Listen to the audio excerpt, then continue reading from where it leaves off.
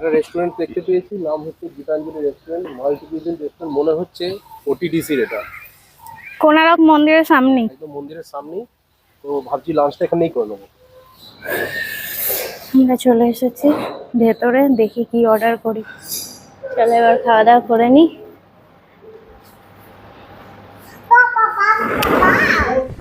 খাওয়া দাওয়া আমরা করে নিয়েছি, এখন আমরা যাচ্ছি হোটেলের দিকে। এখন আর কোথাও বেরোবো না, এরপর সন্ধেবেলার দিকে বেরোবো, যাব জগন্নাথ মন্দিরে। চলে এসেছি এখন আমরা জগন্নাথ মন্দিরের কাছে, আর দেখতেই পাচ্ছ প্রচুর মানুষের ভিড়।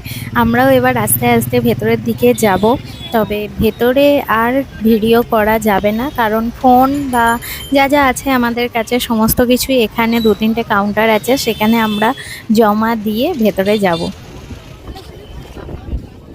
এই মাত্র মন্দির দর্শন করে বেরোলাম, খুব ভালোভাবে দর্শন হয়েছে, একদম সামনেও যেতে পেরেছিলাম।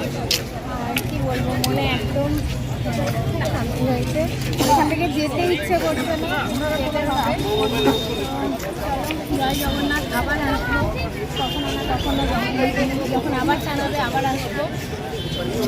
সবাই মিলে বলো জয় জগন্নাথ। জয় জগন্নাথ।